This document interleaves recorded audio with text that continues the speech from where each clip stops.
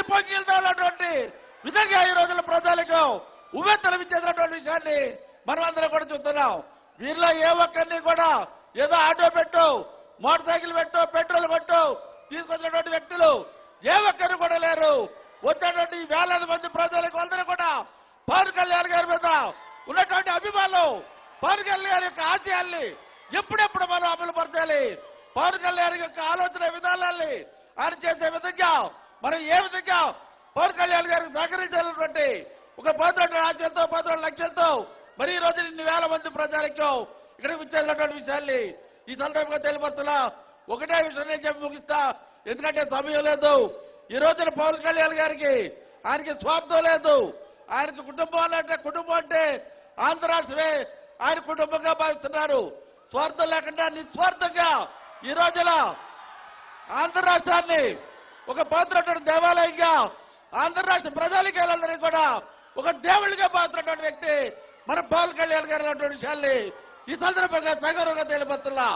ఆ విధంగా నిస్వార్థంగా పవన్ కళ్యాణ్ గారు మన గురించి ఇంత తప్పులు పడుతున్నారు, ఇంత ఆలోచన చేస్తున్నారంటే మనమందరం కూడా ఒకసారి ఆలోచన చేయాలని మీ అందరినీ కూడా కోరుకుంటూ రానున్నటువంటి అసెంబ్లీ పార్లమెంట్ ఎన్నికల్లో మే నెల 13 జరిగిన ఎన్నికల్లో ఇక్కడ నుంచి నాగేర్ గారికి గ్లాస్ గుర్తు మీద, అదేవిధంగా శ్రీనివాస్ వర్మ గారికి కమలం గుర్తు మీద ఓటు వేయాలి.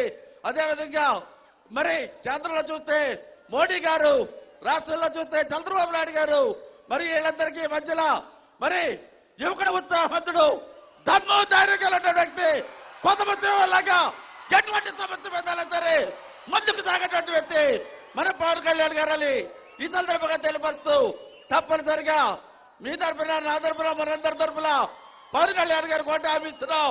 నర్సాపురం నియోజకవర్గంలో జనసేన జెండాలి రేపు ఆడించి తీరుతామన్నటువంటి విషయాలు కూడా ఈ సందర్భంగా తెలియపరుస్తూ, అదేవిధంగా బీజేపీ జెండాలు కూడా రేపు ఆడిస్తామని తెలియపరుస్తూ, మరి రాత్రి సమయాన్నప్పటికీ కూడా మీరందరూ కూడా ఎంతో ఉత్సాహంగా ఉత్తేజంగా విద్యార్థి కార్యక్రమాలు విజయంతో చేసినందుకు ప్రతి ఒక్కరికి కూడా పేరు పేర్ల హృదయపూర్వక అభినందనలు తెలియపరుచుకుంటూ మరొకసారి పవన్ కళ్యాణ్ గారికి మీ తరఫున, నా తరఫున, మనందరి తరఫున కూడా హృదయపూర్వక అభినందనలు తెలియపరుస్తూ మీ అందరి ముందు సెలవు తీసుకుంటున్నా.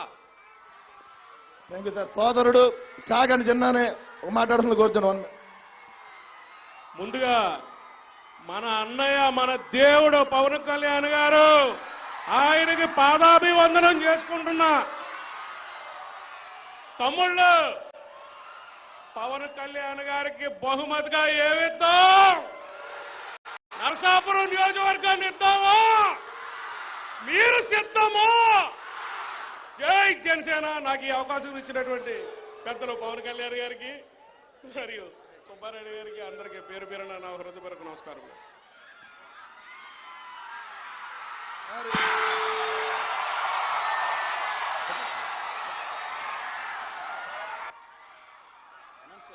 ఇప్పుడు మనందరి అభిమాన నాయకుడు, మనందరి గుండె చప్పుడు,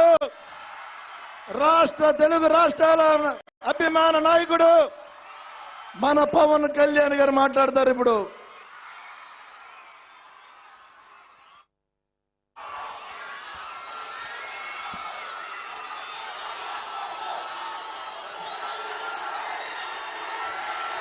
నర్సాపురం చాలా మంచి జ్ఞాపకాలు ఉన్నాయి. మన వారాహి సభలో కూడా చెప్పాడు, తప్పిపోతే నరసాపురంలో చిన్నప్పుడు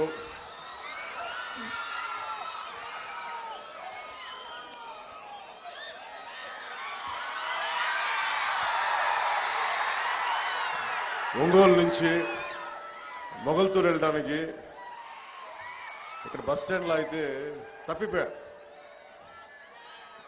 తిరిగి ఎవరో ఇక్కడ పాపం చిన్న కొట్టు దగ్గర కూర్చోబెట్టి నన్ను మా నాన్న వచ్చే వరకు వెయిట్ చేసి తిరిగి మొగల్తూరు పంపించారు. ఎప్పుడు కూడా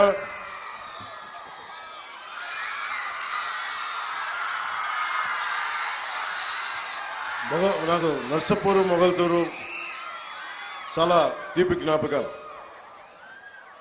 పోయిన సంవత్సరం, పోయిన ఎన్నికల్లో 2019 ఎన్నికల్లో ఇక్కడే మన నర్సాపురంలో ఆరోగ్యం బాగలేక పడిపోయినా వచ్చి ఆ రోజు మాట్లాడి మీతో